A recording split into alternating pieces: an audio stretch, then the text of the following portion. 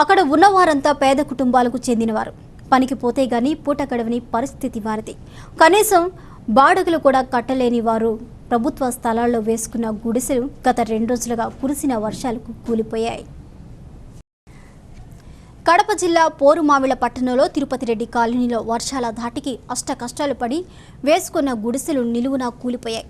దీంతో అక్కడి వాసులు పిల్ల పాపలతో వర్షంలో తడిసి జాగారం చేయాల్సిన పరిస్థితి వచ్చింది.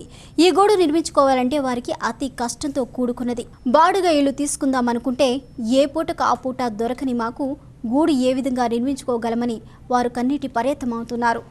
ప్రభుత్వం వారు రెవెన్యూ శాఖ అధికారులు మాపై కరుణ చూపి ఇంటి పట్టాలు మంజూరు చేసి ఆదుకోవాలని వారు కోరుతున్నారు. మరి అధికారులు ఏ విధంగా స్పందిస్తారో చూద్దాం.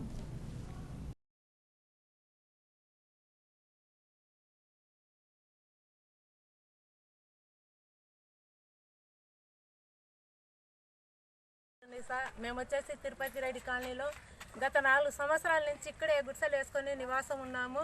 కానీ వర్షానికి ఎండకు చిన్నపిల్లలకు తీసుకొని ముసలి వాళ్ళకి తీసుకొని చాలా ఇబ్బందులు పడుతున్నాము. గుడిసెల గుడక ఒక్కొక్కరి దాదాపు 40-30 వేల వరకు అవి పోను మళ్ళీ వేసుకోను చాలా ఖర్చు గుడక అవుతుంది.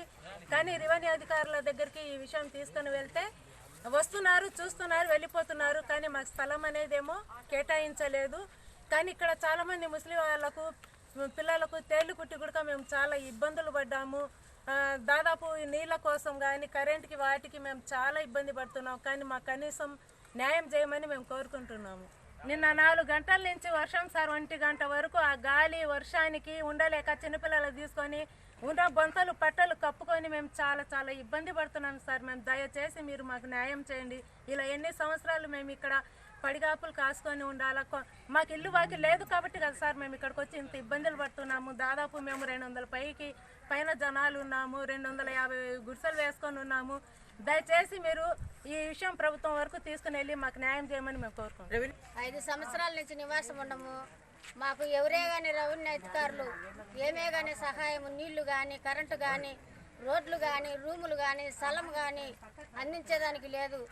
మేము నిన్న వర్షం వచ్చి బియ్యము గుడ్డలు అన్నీ తడిసి ఎండబెట్టుకొని వరదలు పోయి మేము అల్లాడిపోతూ ఉన్నాము. మీరు ఏదే కానీ మాకు అవకాశం ఇవ్వకుండా మీరు రెవెన్యూ అధికారులు మీరు చేస్తారు కాబట్టి మాకు ఏదో ఒకటి చేయమని కోరుతున్నాము. మేము ఎలా నుంచి ఇట్లా ఉన్నాము, గుడిసెల్లో ఉన్నాము, ఇట్లా ఇబ్బంది పడుతున్నాము సార్. మేము గుడ్డలు అన్ని తడిసిపోయినాయి. మన వాన అయితే వాన గాలి వచ్చి అన్ని పడిపోయినాయి, గుడిసెలు కూడా పడిపోయినాయి. చాలా ఇబ్బందిగా ఉన్నాము సార్. మేము 5 ఏండ్ల నుంచి ఇక్కడ ఉన్నా కానీ మమ్మల్ని పట్టించుకునే వాళ్ళంటూ లేరు. మరి పెద్ద వాళ్ళను నాయకులను రాజకీయ నాయకులను వాళ్ళందరినీ కూడా మరి మీరు పట్టించుకునే దానికి మీకు ఉంది.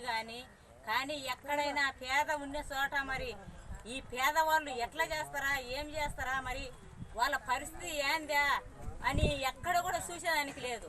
మళ్ళీ మేము పేదల కొరకు చేస్తున్నాం, అవి చేస్తున్నాం, ఈ చేస్తున్నాం, అవి ఇస్తున్నాం, ఈ ఇస్తున్నాం అన్ని ఇచ్చే విధానంగా మీరు పెద్ద వాళ్ళందరూ మాట్లాడతారు. మరి మా పరిస్థితి ఏంది? ఇప్పుడు ఇక్కడ ఉండేవాళ్ళు మరి వాళ్ళు చచ్చిపోయినరా, బతికుండరా, వాళ్ళ పరిస్థితి ఏంది? మరి వాళ్ళు తింటుండరా, తినలేదా, ఉండరా, లేరా, మరి వాళ్ళకి ఏమి జరుగుతుంది ఇక్కడ?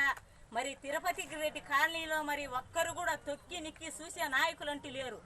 పెద్దోళ్ళు ఎందుకయ్యా మీ ఓట్ల కోసం మీరు పోరాడి అప్పుడైతే మేము వస్తాము, మేము అన్ని ఇస్తామని ఆశలు చెప్పడం ఎందుకయ్యా? మేము వాకిలు తీసుంటాము, అవి తీసుంటాము, ఇది తీసుంటాము, మీకు ట్యాంకీలు వస్తాయి అని అప్పుడైతే చెప్తారు.